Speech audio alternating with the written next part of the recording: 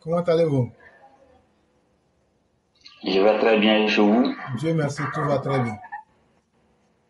Dieu merci. Ok. Donc, on va vous laisser la parole. Alors, je vous remercie de me donner la parole. Aujourd'hui, je vais m'exprimer sur des informations d'ordre général. Alors, la première information, ça concerne un itinéraire dans la commune d'Abobo dont nous avons eu à parler ici il y a de cela quelques jours.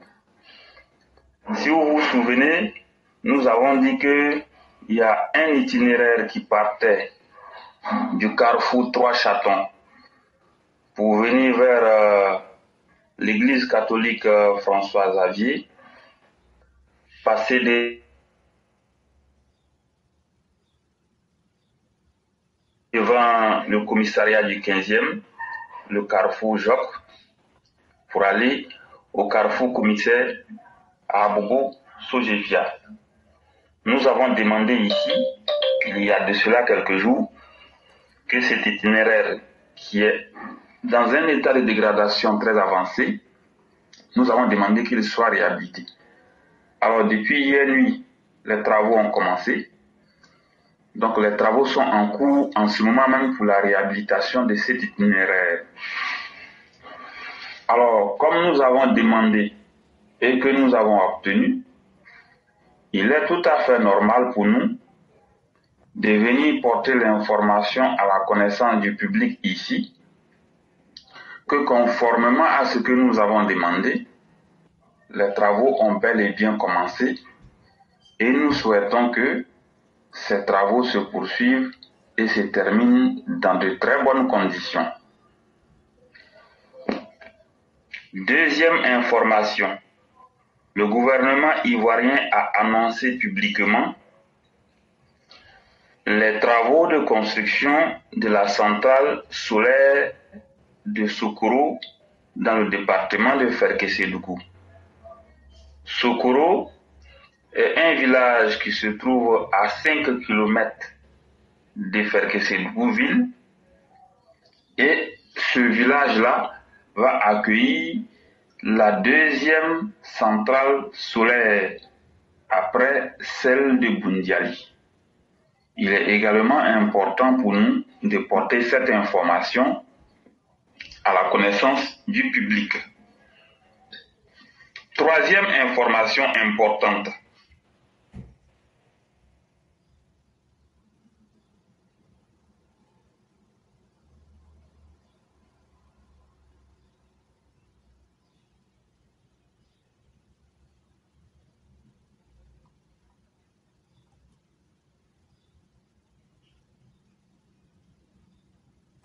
Allô, allô. Oui, nous sommes là et nous vous écoutons. Et maintenant? Oui, nous vous écoutons. Allô? Voilà, avec nos connexions Internet approximatives, là, vraiment, parfois, c'est pas facile. Hein? Non, on comprend, il n'y a pas de problème. Alors, troisième information importante. La Côte d'Ivoire va intégrer la Banque européenne pour la reconstruction et le développement. À titre d'information, la Banque européenne pour la reconstruction et le développement, en abrégé BERD, a été créée pour aider à bâtir une nouvelle ère post-guerre froide en Europe centrale et orientale. Elle a depuis joué un rôle historique et acquis une expertise unique dans la promotion du changement de la région et au-delà, en investissant 170 milliards d'euros dans plus de 6800 projets. Ce qui veut dire que c'est une banque très importante qui va beaucoup aider la Côte d'Ivoire dans son processus de reconstruction et de développement. La Côte d'Ivoire n'intègre pas cette banque-là comme ça, par hasard. C'est bien réfléchi. Et c'est une excellente nouvelle pour la Côte d'Ivoire. Ce qui veut dire que dans les années à venir, vous allez voir qu'il y aura des grands projets qui vont arriver dans notre pays et ceci est très important pour nos concitoyens. Quatrième et dernière information très importante. Il s'agit du développement de la riziculture dans notre pays. Vous vous souvenez, nous avons eu à dire ici, il y a de cela des mois, que dans toutes les régions se trouve une unité de transformation industrielle de riz local. Mais malheureusement, la majorité de ces unités industrielles ne fonctionnaient pas jusqu'à une date récente. Il se trouve que les lignes ont commencé à bouger ces dernières semaines. Finalement, le gouvernement ivoirien a décidé de céder la gestion de ces unités de transformation industrielle des riz à des privés. Et il est important pour nous de rendre également cette information à la connaissance du public. Permettez-moi de lire l'information qui donne plus de détails sur le sujet et qui provient du site d'information SICA Finance. La Côte d'Ivoire confie au privé l'exploitation de 10 unités de transformation de riz. L'objectif est bien connu. Faire de la Côte d'Ivoire un pays exportateur de riz à l'horizon 2030.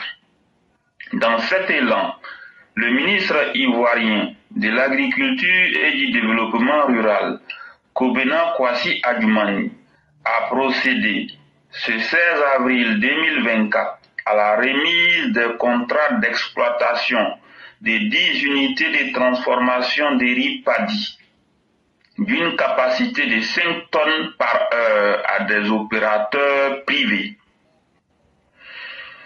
Le communiqué du gouvernement. Selon le communiqué du gouvernement, cette initiative vise à atteindre les objectifs de production de riz blanchi et à produire le déficit de production du riz. Dans un contexte où les prix du riz ont flambé en raison de l'arrêt des exportations de l'Inde, qui est l'un des plus gros exportateurs de riz au monde. En outre, la signature de ce contrat s'inscrit dans le cadre de la mise en œuvre d'une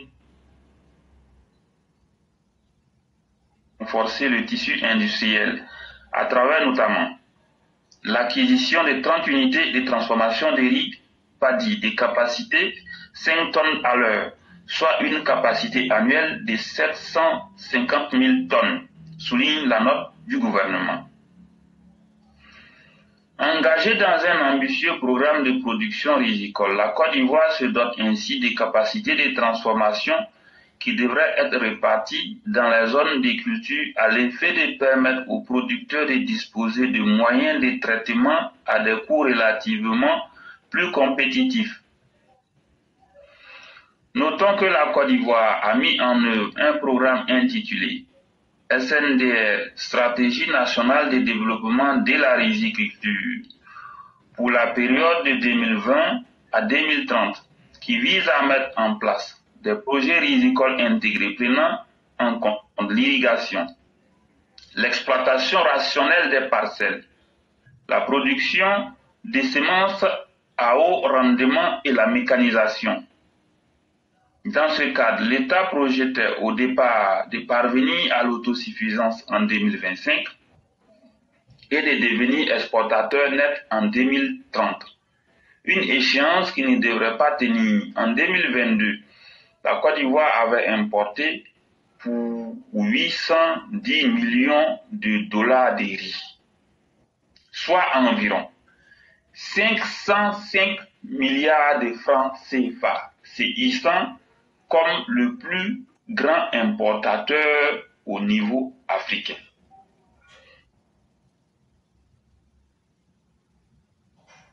Alors, voici l'information qui est tirée de SICA Finance. Et vous savez, en toute chose, il faut analyser la situation pour pouvoir tirer ce qui est bon pour notre pays. Alors, les chiffres parlent d'eux-mêmes. En 2022, la Côte d'Ivoire avait importé pour 810 millions de dollars de riz, soit environ 505 milliards de francs CFA. Vous voyez le montant? 505 milliards de francs CFA en importation de riz. Si ces 505 milliards restent au plan local, en termes de riziculture, de vente de riz, de consommation de riz, de taxes, de TVA, de création d'emplois, vous voyez les bénéfices pour les Ivoiriens. Ce qui veut dire que nous avons tous intérêt à faire du développement industriel rizicole un secteur d'activité clé pour la Côte d'Ivoire. Parce que c'est un secteur qui est pourvoyeur d'emplois, mais en même temps, il va mettre fin à l'importation des riz. Et ça va aussi créer des revenus de façon générale pour plusieurs couches sociales. Donc, cette information est d'ailleurs très bonne, mais nous pensons qu'il faut aller vite et nous demandons avec insistance à tous ces privés qui vont exploiter ces unités industrielles d'en faire bon usage parce que les Ivoiriens comptent sur eux. Les Ivoiriens attendent beaucoup d'eux. De la même manière, nous avons mis un accent particulier sur les unités industrielles sucrières. De cette même manière, il faudra mettre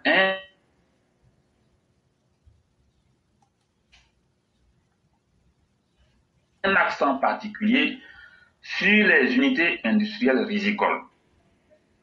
Donc cette nouvelle, elle est très bonne et nous exhortons tous ceux qui auront à travailler sur ces projets de travailler dans l'intérêt supérieur des Ivoiriens. Voici ce que je peux dire. Si vous avez quelque chose à ajouter, je vous écoute. Merci infiniment, Sundiata le Conquérant. Merci pour tous les efforts que vous ne cessez de réaliser. À la première nouvelle que vous évoquiez, d'une route à Bobo qui serait en phase de réflexion, vraiment, j'aimerais ici m'incliner pour vous dire merci. Parce que vous êtes, comme je m'amuse à le dire, celui-là même qui prend tellement à cœur le bonheur des populations. Et vous voyez que ce que vous dites est tellement juste. Je n'irai pas jusqu'à dire que c'est parce que vous avez critiqué que ça a été fait. Mais en tout cas, de mémoire d'homme, c'est vous seul qui avez critiqué. Et cette route qui sera faite là, ça ne sera pas faite à cause de vous, mais ça servira à toute la communauté. Nous disons d'abord merci à vous-même de dénoncer ce qui doit être dénoncé. Et quand nous atteignons des objectifs escomptés, des objectifs voulus avec un gouvernement aussi responsable que celui du docteur président, nous ne pouvons qu'être heureux et lui dire merci davantage. Vraiment, merci infiniment pour tous les efforts qui sont réalisés. En ce qui concerne la production... Je vous remercie. Oui, en ce qui concerne la production du riz et son traitement, la nouvelle est tellement excellente. Mais il y a un peu un goût d'amer là-dedans. Tout ça, ça se passe et nous, les Ivoiriens, notre propre consommation alimentaire, nous sommes étrangers là-dedans. Investissons-nous dans les cultures vivrières. À faire des cacao, café, tout ça là. Si on ne cultive pas café, on va mourir bien. Si on cultive riz là, et que le riz là, on peut se nourrir là, le kilo de riz devient 100 francs là. Le stock là, on va vendre pour obtenir même argent là. Vraiment, moi, je ne sais pas, peut-être que c'est moi qui réfléchis gauchement. Mais Sundiata, comme c'est vous les patrons scientifiques là, pardon, il faut m'expliquer. Si le kilo du cacao est à 1000 francs aujourd'hui, mais 1500, ça sonne grand, ça sonne beau. Mais le jour que les gens disent qu'ils ne payent pas là, le même prix peut retomber à 200 francs. C'est très clair. Si je cultive mes céréales, si je cultive ce que je consomme, s'il n'y a personne pour payer, je garde, ça ne va pas pourrir. Et qu'est-ce que j'ai perdu? Maintenant, le surplus là, quand je vais gagner le surplus là, je vends ça. J'ai encore de l'argent. Et chère population, allons avec des raisonnements simples. Si hier la culture du cacao et du café, regardez combien de fois les blancs font malin sur nous. Ah non, vous cultivez cacao, vous détruisez l'environnement. C'est eux qui vont nous rappeler comment gérer notre environnement. Mais c'est de bonne guerre. En réalité, c'est parce qu'ils n'ont pas envie de mettre le prix qu'il y a là-dedans. Recentrons-nous sur nous-mêmes. Apprenons à produire ce que nous consommons. Comme ça, le reste du monde ne se moquera pas de nous. Même si je n'ai pas d'argent, que mon ventre est rempli là, je m'en fous du reste. Mais mon ventre est vide, mais j'ai l'argent en main. À quoi est-ce que l'argent sert? On prend cet argent-là pour aller payer du riz. Est-ce qu'on se rend compte un peu de la sottise dans laquelle nous sommes? C'est-à-dire, je cultive quelque chose pour arranger les Occidentaux et je demande qu'on augmente le prix du café cacao à 2000 francs, 2000, 3500. C'est un faux combat parce qu'on va toujours dépendre des autres. Les opposants ivoiriens devraient aujourd'hui dire à nos populations la vraie solution qui peut nous aider là, cultiver d'abord ce qui est consommable au niveau local. Cherchons à ne pas dépendre de quelqu'un en termes de...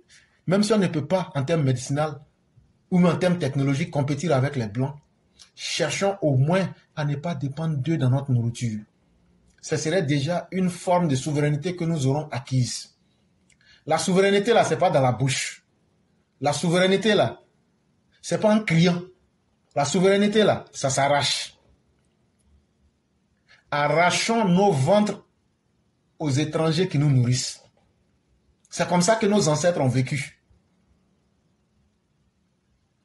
Je vais vous expliquer quelque chose. Chez vous, les gens du Mandé, on appelle les grands cultivateurs les Samogos. Quand vous prenez le mot que vous le décomposez, vous avez sang et puis mogo. Mais ça veut dire quoi? Ça veut dire un homme et puis l'année. Sang, ça c'est l'année. Mogo, ça c'est l'homme. Mais la combinaison du mot veut signifier quoi? Pour aller rapidement. Ça veut dire celui qui arrive à maintenir ses récoltes sur une période d'une année. C'est celui-là qu'on appelle un Samogo. Ça ne veut pas dire les Samogos que vous connaissez à Tini, ce n'est pas ça. Vos ancêtres avaient été capables de nourrir le Mandé. Il faut qu'on vous explique un peu. Moi, je suis de l'Empire du Mali, c'est Sundiata Keita, nous on connaît. Bon, Sundiata Keita que vous connaissez là. Moi, je ne vous parle pas de Sundiata Keita des fables là. Moi, je vous parle de Sundiata Keita qui a arraché la dignité du Mandé au fils de Sumba Ngolo, que vous appelez Soumaoro Kanté.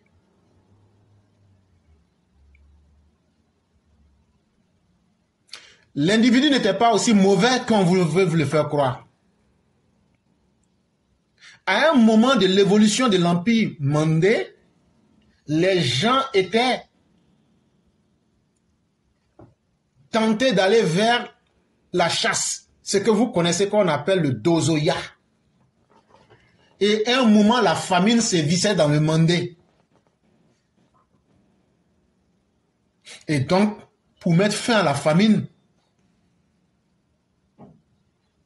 c'est là qu'ils ont créé les différentes corporations. J'ai déjà expliqué ça ici en fonction du Kurukanfuga. Et en ce qui était des agriculteurs, il y avait des gens qui se promenaient spécialement pour rechercher les paresseux dans les villages et les villes. Tout le monde devrait se mettre à la tâche. Et c'est comme ça qu'ils ont pu inverser la tendance pour que les uns et les autres deviennent des Samoro. Ça veut dire quoi? Quelqu'un qui peut se nourrir de la production de ce que lui-même a pu faire sur une échelle d'une année. Et quand tu réussis ça, on a poussé ça jusqu'à 7 ans. Mais aujourd'hui, c'est ce qu'on appelle les banques alimentaires. L'Afrique de nos ancêtres, là, le minimum de garantie alimentaire, c'était sur une année. Si tu n'arrives pas à avoir le titre de Samoro, c'est que toi, tu accompagnes les gens au champ. Tu es un misérable. Parce que ta récolte, là, tu n'es même pas sûr que s'il y a une calamité, il y a une guerre, ou bien il y a un imprévu, là, ça peut te nourrir sur une année.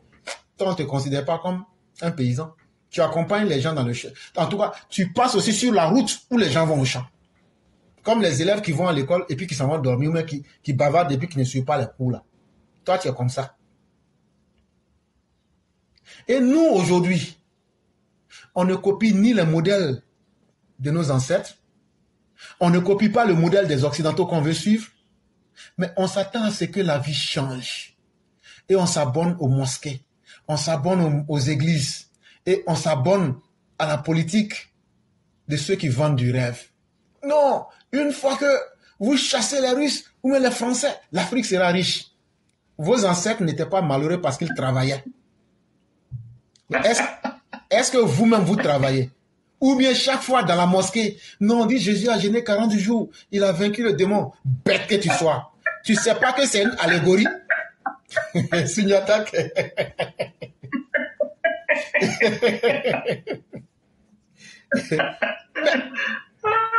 Il faut démystifier les choses pour dire la vérité aux gens, le grand maître Sunyata. Jésus a jeûné dans 40 jours, il a lutté contre le Satan. Eh, c'est faux. C'est une allégorie spirituelle. C'est pour vous dire que chaque être humain, à un certain moment, quand tu veux progresser, quand tu as le courage de te poser les vraies questions là, à chaque question, il y a des défis qui viennent. Et ta capacité à pouvoir surmonter ce défi-là, c'est une traversée du désert. Voilà Sunyata qui est là. Quand tu dois réfléchir sur une question technique, ce n'est pas un amusement. Ça, c'est seulement la réflexion humaine pour trouver un résultat dans ce monde-là. Imagine-toi maintenant quelqu'un qui est en train de faire un combat spirituel contre son âme. Et tu vois des idiots en train d'aller jeûner 40 jours. Il y a même des gens, ils ont tué comme ça notre sœur là. Il faut jeûner. Comment tu vas demander à quelqu'un qui est malade? Il faut jeûner. Le Seigneur va t'apporter sa grâce. Et le Saint-Esprit va s'éclairer en toi. Ils ont fait ça jusqu'à elle est morte. Hey, la religion là, si elle ne te rend pas plus intelligente en tant que personne, faut l'éviter. Et ça, faut pas avoir honte de le dire aux gens. Et donc, chers parents, si vous n'êtes pas sûr de ce que je suis en train de dire, Sunyata le conquérant, vous pouvez ouvrir le micro? Oui, c'est ouvert. Ok. Est-ce qu'un pays Sénoufo là, il n'y avait pas un truc comme, un truc fait en bois, et puis maintenant on met les bambous, ou bien les trucs de nattes là, c'est comme des petites nattes, mais c'est en bambou, en petits morceaux, et puis à côté du grenier là, est-ce qu'il n'y avait pas un grenier? Effectivement, quand vous avez commencé à parler, c'est pour ne pas vous interrompre, sinon je voulais penser au grenier. Wow. Le grenier, en plus, il symbolise l'économie, l'effort, il symbolise l'autosuffisance alimentaire, il symbolise en même temps la banque alimentaire. Ok. Dans le pays Mandé ou dans le Mandé, c'était la même chose. Et c'est là que tu vas prendre n'importe quelle culture africaine. Mais est-ce que tu sais d'où vient cette connaissance-là? Non. L'histoire de Joseph qu'on te raconte dans la Bible ou dans le Coran, là, c'est de là-bas que cette tradition-là vient. Ça s'est passé en Afrique. Et l'Égypte dont les gens parlent là, c'était un centre de décision et de commandement. Moi, je ne vous parle pas des Égyptes, des gens qui sont dans l'imagination. Et vous entendez beaucoup, lorsqu'on parle de cette histoire, on vous parle des magiciens. Oui, Mais, oui. en fait, c'était un lieu d'échange de connaissances. Et les gens se réunissaient par période pour faire des échanges d'expériences. Et racontons la vraie histoire du monde aux gens. Si toi-même tu laisses les autres venir raconter ton histoire, là, ils ne vont pas raconter ça comme c'était. L'Égypte dont on vous parle là, je ne sais plus si c'est chaque année, mais chaque 7 ans, j'oublie le temps. Mais en fonction des moments, les gens venaient se rencontrer. Et c'était le lieu principal des décisions. Et une fois que les décisions étaient prises, chacun partait les appliquer. Et c'est pourquoi vous retrouvez les mêmes modèles, les mêmes grands modèles partout. Mais nous ne nous inspirons même pas de notre passé. Quelqu'un qui ne sait pas d'où il vient, il ne saura jamais où il est en train de partir. Mais toi à qui on n'a pas enseigné quelque chose, tu ne comprendras pas et tu vas penser que c'est une magie. Toile d'araignée simple que vous voyez, peut-être que Sundiata connaît. Toile d'araignée simple, là, quand tu prends ça, on peut produire des sons bizarres avec, tu vas penser que waouh. Mais quand on veut effrayer... Mais pour ne pas vous couper la parole, il y a quelque chose que l'araignée fait, c'est blanc comme ça. Quand vous prenez les balançons, là, en pays chez nous, on colle ça à côté des balançons, là, justement, pour améliorer la sonorisation. C'est de ça que je suis en train de parler. Et dans nos cultures africaines, quand on veut effrayer la masse, avant que les fétiches ou bien les masques ne sortent, si c'est la nuit, s'il y a les périodes auxquelles on ne veut pas faire voir les masques, on produit des sons bizarres que les gens n'ont pas l'habitude d'entendre. Et on vient mentir aux gens pour dire oh, les génies sont sortis d'air. Les génies, tu as l'habitude d'entendre ce son-là. Il faut rester dans la maison. C'est les génies qui sont là comme ça. Bon, le secret qui est derrière là, c'est ce que je viens de vous dire. Mais je ne suis pas rentré dans comment faire. Bon, un homme comme moi, comme ça là, vous allez venir me dire que je ne suis pas panafricain. Comment on faisait pour tuer les gens qui étaient mauvais là? Il y a la plante là, on connaît. On sait comment on fait, on connaît l'antidote. C'est à moi, toi, tu vas venir dire que moi, je ne suis pas... Toi qui as été voleur, vendeur de drogue, Kémy Séba en France, c'est toi qui vas venir, moi, m'enseigner que je suis africain. Eh, cher Africain, vous dites que les Blancs vous insultent. Vous dites que les Blancs vous ont esclavagisé. Mais vous acceptez encore que des nègres au rabais viennent encore vous sous-humaniser. Mais finalement, qu'est-ce que vous êtes devenus? Vous n'êtes pas fiers de vos ancêtres. Vous n'apprenez pas votre histoire. Vous n'êtes pas même digne. Et vous voulez que Dieu soit fier de vous. Parce que vous êtes mort à la mosquée. Parce que vous êtes mort à la Mecque. Parce que vous êtes mort à Jérusalem. Je n'ai pas dit à quelqu'un de ne pas faire sa religion. Loin de là. Mais si tu pratiques une religion sans ton intelligence, tu es un mouton. C'est ce que je suis en train de dire. Et ça, je l'assume. Parce que quelqu'un qui n'est pas fier de sa création là, Dieu ne peut pas se tromper.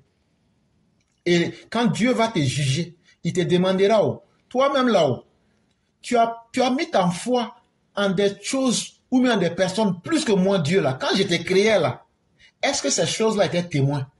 C'est la première question que Dieu va te poser. Et toi-même tu connais la réponse, tu vas dire non. Et voilà. Mais pourquoi tu n'as pas décidé de t'affirmer pour montrer, pour faire briller une partie de moi qui était en toi? Et je ne t'ai pas demandé d'être le meilleur, mais j'ai demandé que tu sois autonome. J'ai demandé que tu puisses te nourrir dignement. J'ai demandé que tu ne prennes pas quelqu'un comme un maître. C'est ce que ça veut dire. Les idiots vont dire non, Dieu a dit, il ne faut pas se plier devant quelqu'un. Il ne faut pas te plier devant quelqu'un. Quand les policiers vont te demander ta carte d'identité, il ne faut pas donner.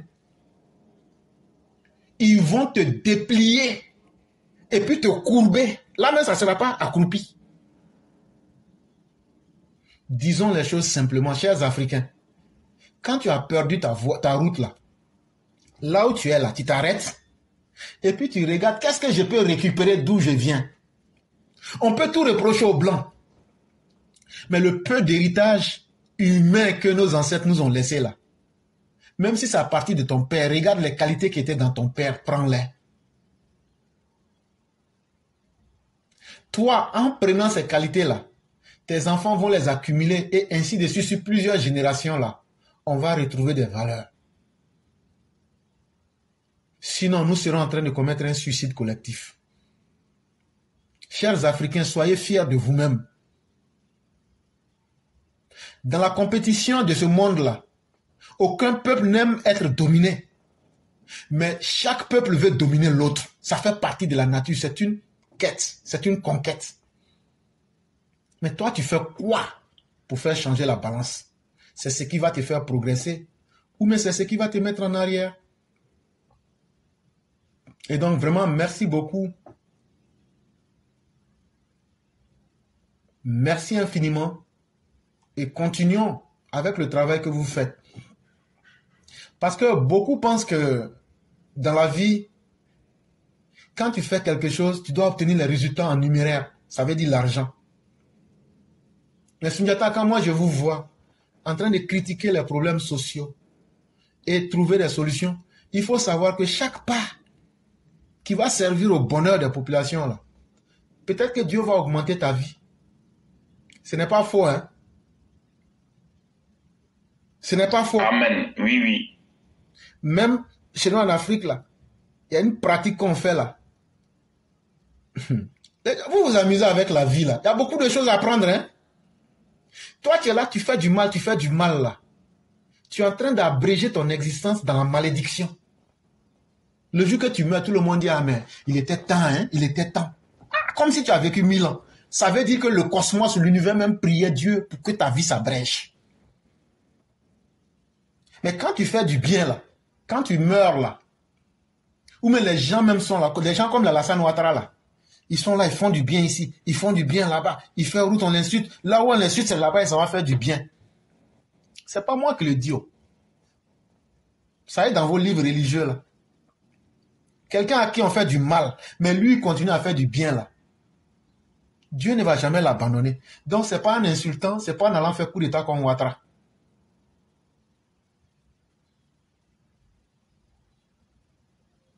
Et donc, chère population, je n'ai pas dit à quelqu'un d'aller brûler son champ de cacao. Mais moi, là, moi, je préfère me nourrir plutôt que d'aller être esclave des Blancs en cultivant cacao pour eux, en cultivant cacao pour eux, en cultivant EVA pour eux. Préférons-nous nous-mêmes d'abord. Le reste, là, c'est Dieu qui va décider. Vraiment, merci beaucoup, le concurrent. Merci pour ce que tu as dit. Les chers Africains, cultivons-nous. On n'a pas besoin d'aller à Harvard, on n'a pas besoin d'aller dans les grandes universités du monde pour apprendre notre propre culture.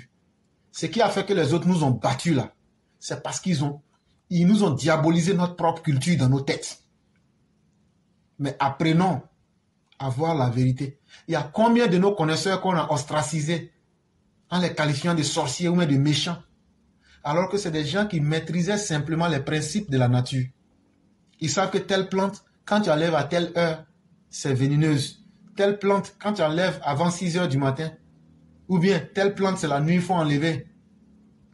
Quand le phénomène de la photosynthèse est en pleine chose. C'est des trucs comme ça. Mais nous, on ne prête attention à rien. Même toi-même, ta propre vie, là, tu es étranger à ta propre vie. Il y a des gens, eux-mêmes, là, même leur propre vie, ils ne savent pas. Ils ne prêtent même pas attention. Les choses arrivent dans leur vie au hasard. Et puis ils sont là, ils prennent ça aussi au hasard. Mais c'est comme ça aussi, un jour, tu vas te retrouver dans la tombe au hasard. Et donc, la première manière de chercher à être conscient de soi, là, il faut considérer toi-même qui m'entends là, tu es une pièce unique. C'est-à-dire que si on dit, allons dans un musée, là, on va vendre les pièces là. Moi là, je suis une pièce unique, il n'y a pas mon deux. Donc là, je me juge en fonction de moi-même, en fonction de mes réalités et en fonction de ce que je ressens. Et puis j'essaie d'observer ma vie. Il y a des choses là, Sundiata va faire, ça va marcher pour lui. Mais dès que moi j'essaie là, ça devient Patisangana pour moi. Ça veut dire que la nature même là ne veut pas que moi-même je rentre dans cette voie là. C'est ça les Blancs ont découvert. Et puis, ils ne vous disent pas la vérité. Oh ben, il faut laisser les enfants poursuivre leur passion. Passion là, c'est quoi? Passion là, c'est quoi? Passion vient du mot pathos. Pathos qui veut dire ce qui vous domine. Ce qui vous domine. Ce qui te domine là, c'est ce sur quoi tu n'as pas de contrôle. Mais qu'est-ce qui domine un homme plus que ses sentiments? Parce qu'un homme là, quelle que soit son intelligence là, il ne peut pas trahir ses sentiments. Et c'est pourquoi vous verrez quelqu'un en face d'une situation là, il fait sortir son vrai sentiment. Et vous allez découvrir la vraie personnalité qui est en lui. Et donc c'est de cette même manière là que nos différents talents naturels là sont incrustés en nous. Mais si vous ne prenez pas le temps de vous observer vous-même, ou même les parents bêtes qui sont là, eux ils pensent que quand on dit tu es parent là, c'est de faire un enfant la nuit et puis matin on s'en va à la maternité, on dit j'ai eu enfant. C'est comme ça que tu es papa. Tu es un mouton. L'enfant là, depuis qu'il est né là, il faut le regarder. Sa manière de manger, sa manière de marcher, sa manière de parler, ça en dit long sur les talents cachés. Ils vous ont trompé avec un mot pour parler de pathos, qui est devenu dans le français moderne passion. Mais en réalité, vos talents naturels sont en vous. Il y a des gens là, si on leur dit de faire mathématiques, là, les sénifaux là, 1 plus 1, ils vont dire ça fait 4. Mais nous les scientifiques, mais pourquoi quand je parle tu ris? Mais nous les scientifiques, quand on nous demande 1 plus 1 ça fait combien? Moi je dis ça fait 8. Il y a un Yacouba même là, lui il est très fort, il travaille à la NASA, on lui a demandé 1 plus 1 ça fait combien? Il dit ça fait rouge. Il dit, tonton Yacouba, comme c'est ton parent qui est l'ambassadeur Claude Saï, on va rien dire, sinon ça là, 1 plus 1 ça fait rouge. Je dis mais de toutes les façons là, ça tient, parce que si c'est ce que tu as calculé, tu as trouvé, c'est bon. Et donc c'est pour dire que dans la vie là, tout le monde peut te blaguer, mais toi-même là, tu n'as pas le droit de te blaguer. Ça au moins, est-ce qu'on est d'accord sur ça? Toi qui m'écoutes là, tu es d'accord sur ça? Tout le monde peut te tromper. Les politiciens t'ont trompé, ça c'est vrai. Je suis allé à l'église des réveils, ils m'ont trompé. Déjà, ces somnifères on met dans le feu, dans l'encens là. Moi, je vous ai dit, moi, quand ils sont venus là, moi, je suis allé tester. À l'église d'Abobo là, je suis allé tester. C'est les médicaments pour faire dormir les gens, mais pour faire tourner les yeux des gens, c'est ça ils mettent dans le feu là. Moi, j'ai vu dans leur secret. Vous pensez que moi, je suis bête? Même si on dit le diable est quelque part là, moi, je vais aller voir. Donc là, les gens là, eux aussi nous ont trompés. On a quitté l'église là. On a recherché encore. Jusqu'à, on dit d'aller dans les églises réveillées pour qu'on devienne des gens nés de nouveau. Ça n'a pas marché. On a essayé. C'est là on dit, bon, comme c'est comme ça là, pourquoi ne pas reculer? Et puis venir faire, regarder d'où on vient pour découvrir véritablement où on veut aller. Chers Africains, le monde peut vous détester, mais ne vous détestez pas vous-même. Tu n'as aucun droit de te détester. Parce que Dieu qui t'a créé n'a pas fait une erreur en te créant. Ne te sous-estime pas. Ne pense pas. Toi, cher enfant, qui va écouter ce message dans 20 ans, dans 30 ans, le jour que tu vas entendre ce message-là, peut-être que moi, je serai mort. Mais souviens-toi d'une chose. Ce que je te dis, c'est la vérité. Ce n'est pas aux autres de déterminer ta place. Et tu vaux mieux que ce que les gens veulent te faire croire. Et ne laisse jamais quelqu'un te donner une place. Prends ta place. Celui qui proclame que tu es libre, c'est celui qui contrôle ta liberté. Tu n'es certes pas milliardaire, mais tu vis en harmonie avec ton esprit. Tu vis en harmonie avec tes besoins. C'est ce qu'on appelle un homme libre. Ne cherche pas à augmenter tes besoins, mais cherche à résoudre tes problèmes. C'est ce qu'on appelle un homme qui n'a pas mis sur sa tête un fardeau inutile. C'est cet homme-là que nous recherchons. Et c'est ce que tu dois être. Et Sundiata, merci de faire ce combat-là. C'est Dieu qui sait comment payer chacun. Et tout ce que tu fais pour les Ivoiriens, tout ce que tu fais pour la bonne cause, toi et puis tous les élèves de la classe, que Dieu vous paye au centuple, au multiple, et même au milliard. Amin. Parce que ça vaut vraiment son pesant d'or. Et vraiment, merci beaucoup. Amin Arabi. Merci bien. Il n'y a pas de problème.